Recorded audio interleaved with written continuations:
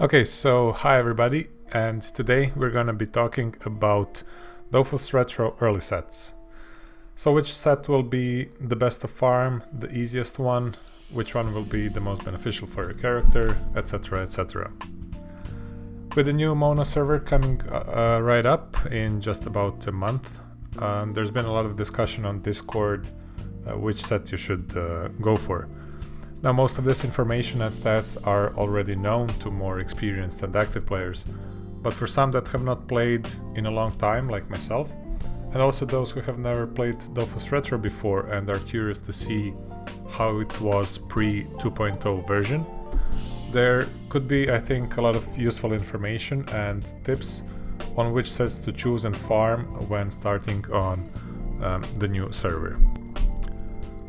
It is worth noting that although information on these sets are correct, as all the info was created from a Dofus wiki, the final decision and grading on which set to go for is of course up for discussion.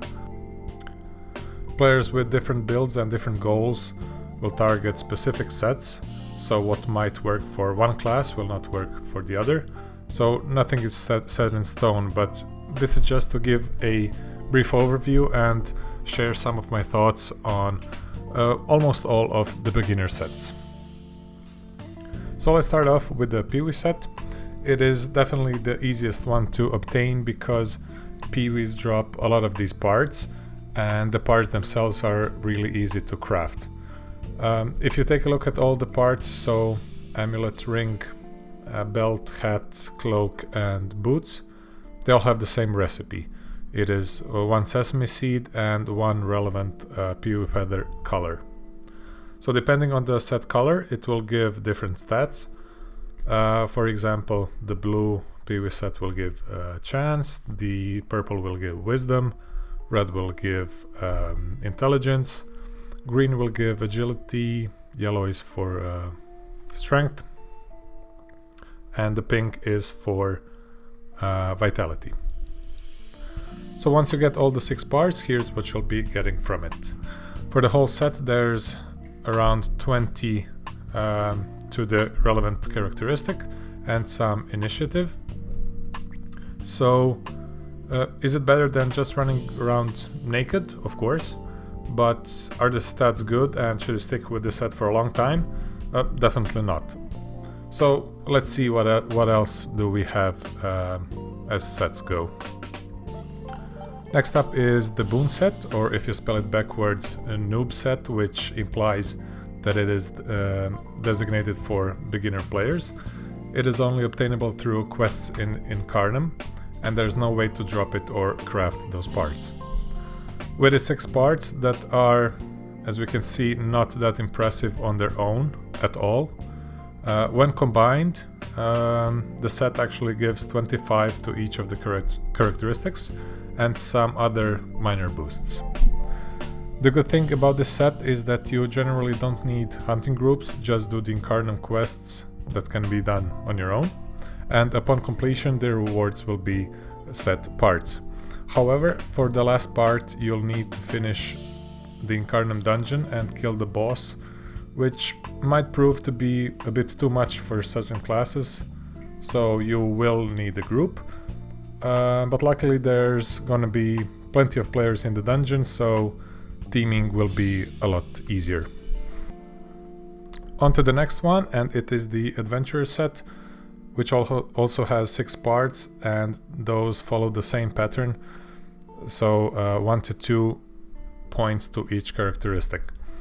On their own they're not impressive at all, but when combined the full set will give around 50 to each characteristic, which will be huge, especially the wisdom part.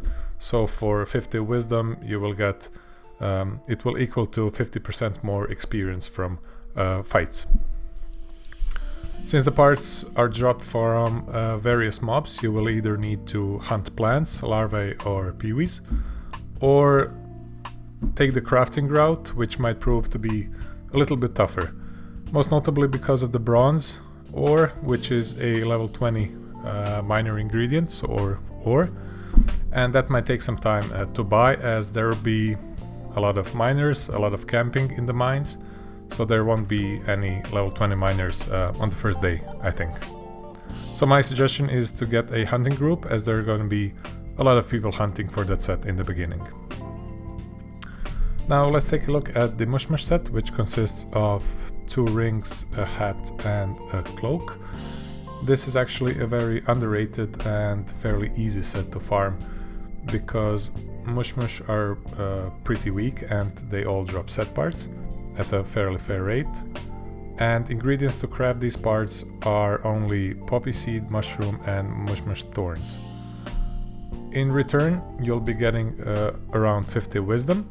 However, you will lose some strength and chance, so there's a lot of utility for this set that don't need those stats. Furthermore, it only has 4 parts, so you can combine it with other sets and boost your stats that way. Then we have another 4-part set, and that is the rubber one. It has an amulet, a ring, a weapon which are daggers, and a belt. So the set is meant purely for extra base damage and thus does not give any other significant stat bonuses other than perhaps vitality. It is designed for classes that can attack multiple times per turn, for example Anatroph's coins throwing, and this is a great option for increasing your damage output. I definitely do not suggest crafting this set, as it requires plenty of wood and ore, so go ahead and find a hunting group that is farming Astro Bandits and try to simply drop these parts. Up next is the Farmer set, which has 7 parts, so amulet, ring, belt, scythe, hat, bag and boots. This set as a whole gives plenty of chance, wisdom and vitality, as well as damage. So looking solely at stats, it is a great set, but the downside is that these parts are best dropped from the famished sunflower, which is actually the boss in the field dungeon. And if you choose to craft the parts, you'll need plenty of field ingredients. And also keep in mind that the weapon, so the damaged farmer scythe, can only be dropped in the dungeon and it cannot be crafted. And last but not least is arguably the best and most popular set in the game, for starters of course, and that is the Gobble set. So why is it so popular? Because it is probably the best early set that gives an extra action point. It also has 7 parts, so the amulet, ring, belt, boots, hat, cloak and the weapon, which is the hammer. Aside from the extra action point, it gives plenty of strength and intelligence, as well as some wisdom and damage. So for level 20, which is the cap for this set, it is a great option for both PvP, if you're gonna do doppels, and PvE. Dropping this set should not be that much of a problem, as there are gonna be lots of gobble groups for at least, I think, about a week. So you can always try to join them and hunt for the items. It is worth mentioning that the cape and the headgear drop only for Gobble War Chiefs and have a prospecting lock of 500, which means that you will need 5 characters to reach that prospecting limit in per fight in order to even have the possibility of dropping those 2 items. If you choose to craft the set, you're looking at Gobble resources such as wool, leather, eyes, saliva, horns, etc. And those are all excellent materials because lots of professions use them. So even if you don't drop the set, keep farming the ingredients, and once you have enough, you can craft your items and sell other materials for some extra commas. Okay, so those were all sets worth mentioning as viable set options in my opinion. There are some other ones, but I think you're better off skipping those for various reasons.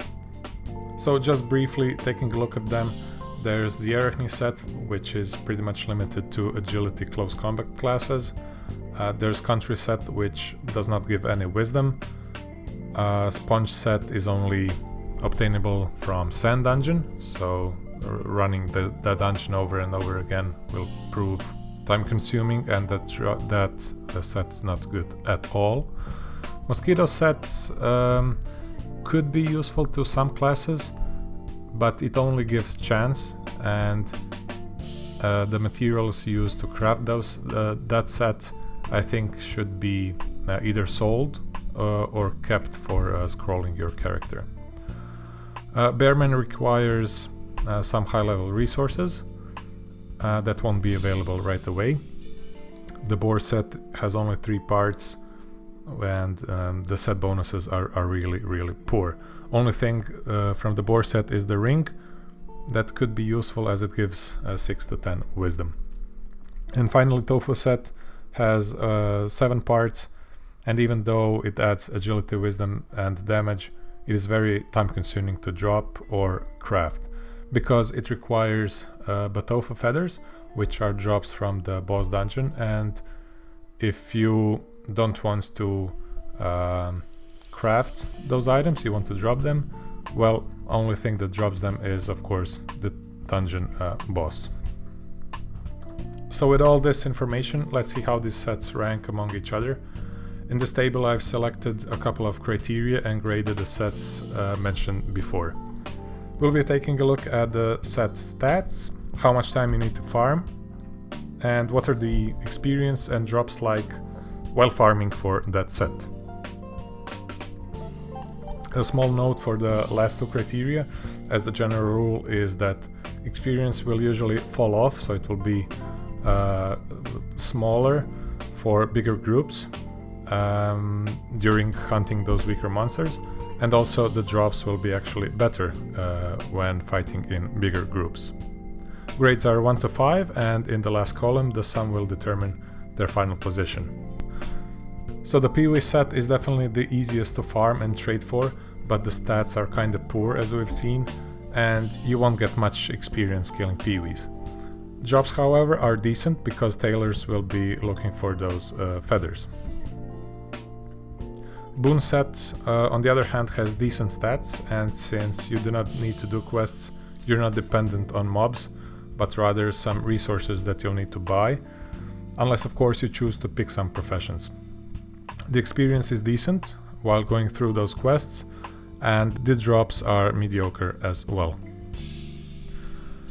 Adventure Set has the best stats out of all level 1 sets, however it might be some time before you farm it completely. The experience should be more than decent, as you'll be fighting ideally big plant mobs to increase your drops. And speaking of drops, various ingredients will always come handy, either to those who pick crafting professions or those who will be on the lookout for scrolling materials. Mushmash Set, as we have seen, gives plenty of wisdom but takes away some other stats. It is very easy to farm, so perhaps I might have given it a 4 there. The experience will drop off quite fast, and drops are limited to Mushmash only drops, which are somewhat decent. Bandit Set with its damage only boost will be suitable for only a small niche of players, but it does open a lot of other possibilities by only having 4 parts. It might take some time to drop all the items, as crafting is not really a viable option early on. Also, the experience won't be good in big groups, because farming bandits won't provide much XP, and also those monsters don't drop anything useful at all. Farmer Set, as shown, gives awesome stats, but it will take some time because of all the dungeon running or just farming lots of various materials. Now, the XP in the dungeon will be solid because you get 2 challenges per fight instead of 1, and the groups are bigger, so the drops will also be better as well. And finally, we have the Gobble Set with its excellent stats, great experience, especially in the dungeon with the Royal Gobble, and useful drops, so wools, leathers, saliva and other ingredients, so that can be used in various other areas.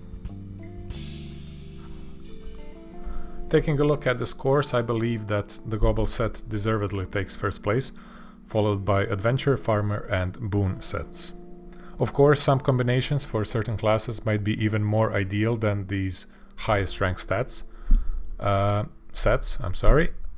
example, Chance Cenotrophes, who will wear a combination of maybe Mosquito for chance and Robber for damage, will have more use from that combination rather than Gobble strength. But this overview is focusing on the majority of classes and, of course, the most popular builds. Again, the final score and order is solely my personal opinion and is in no way set in stone. Well, that would be all for this set's overview. I hope you have enjoyed this video and found it useful for your new server preparation. Let me know in the comments your thoughts, ideas, and which build will you be going for and which set will you farm. Thanks again for watching, and please consider giving this video a like and subscribe if you found this helpful, and I will see you in the next one. Good luck!